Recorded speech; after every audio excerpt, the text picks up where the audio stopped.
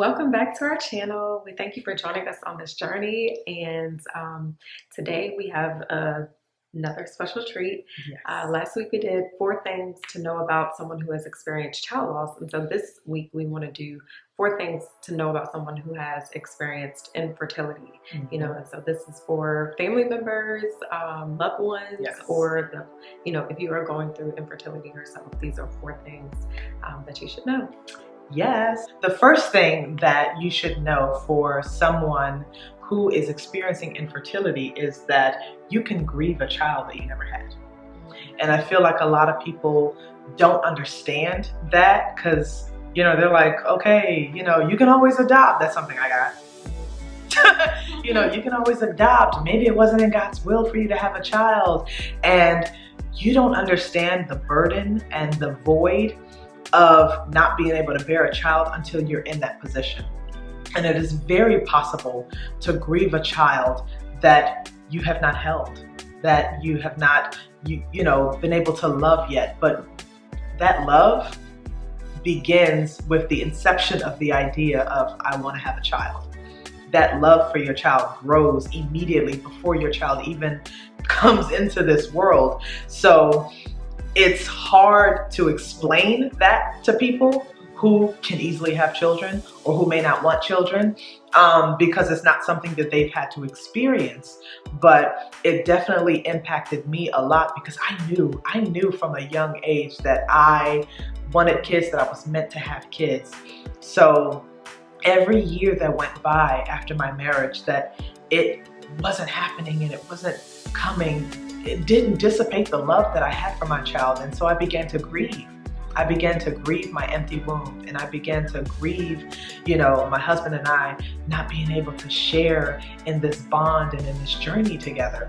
And a lot of people didn't understand, and some people were insensitive about it, and I don't blame them because when you don't educate yourself and when you don't know about certain things, then it's easy to say things haphazardly and to just whatever comes out, no filter. And I just want to make you more mindful that there are women who are grieving, not being able to bear a child. Even women who are experiencing now secondary infertility.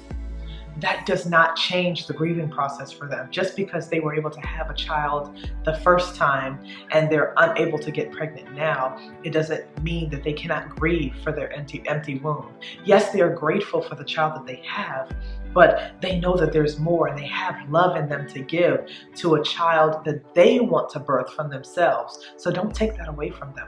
Yes, try a little tenderness. That is so important because that's something that, you wouldn't automatically think of, like, somebody grieving a child that they've never even born or never even, experienced yet because they haven't gotten pregnant yet.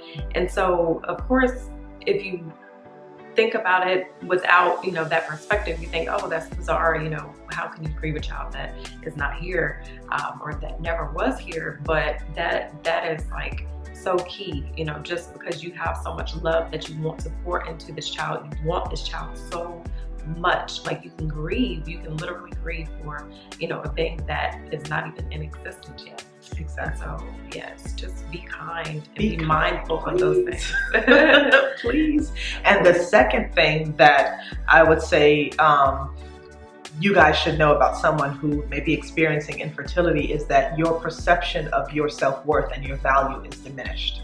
And we talk about this in the mental health video, but sometimes when you are unable to do something that you think should be so natural, that you think is your God-given right to bring a child into this world and your purpose in life. I mean, society makes it seem that way, that a woman's purpose is to bear children, right. So when you're unable to do even just that, it makes you feel like, well, what am I good for?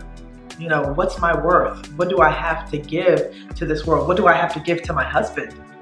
I can't even produce a child for him, an heir for him to live on the family name, so to speak.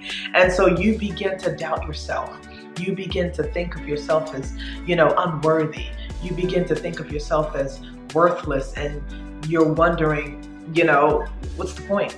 What's the point of getting up in the morning? What's the point of moving, through this life when this aspect of my life isn't happening the way that I saw it and the way that I believe that God intended for it to be, because I'm like, God, you said be fruitful and multiply. So am I useless, if I'm producing no fruit physically?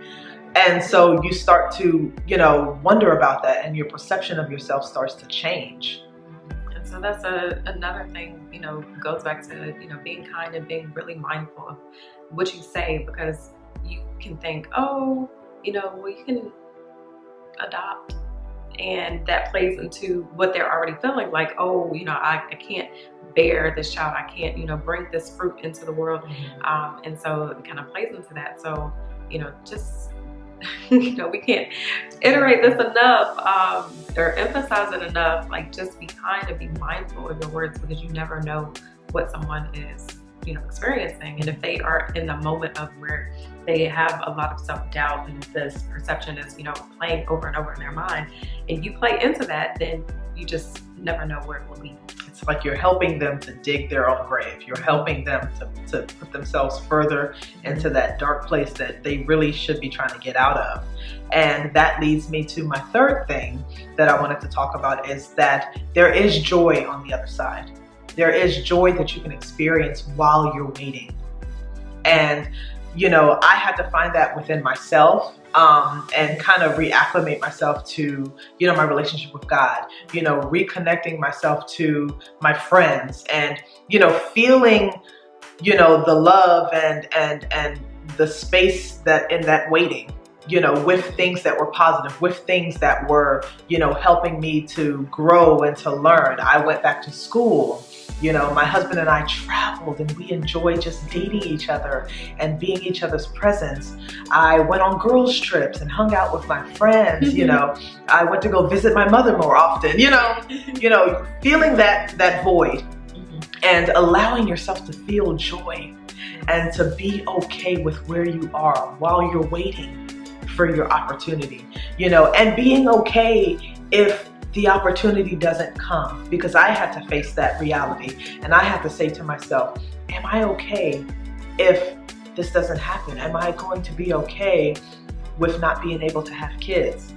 And I have to have a come to Jesus moment with myself to say, Christi, you're amazing. You have so many other qualities that you have to give to this world. And if it is not in God's will for you to bring a child into this world, focus on the things that are in your control, that you can put out there. And that's so important, really getting back to who you are, beyond, a childbearer, being, Yes. A woman, and having these expectations of being a childbearer, and, really coming to terms with, if you can't, if adoption is the option, and adoption is wonderful and stuff. And so definitely just getting back to that, and also, like you said, connecting with your family, with your friends, and whoever else. Exactly. And that's a perfect segue, because that is my fourth and final point: community. And when we first started this channel, we talked about the fact that there aren't a lot of people talking about infertility, talking about child loss. And it is important to know that there is a community out there.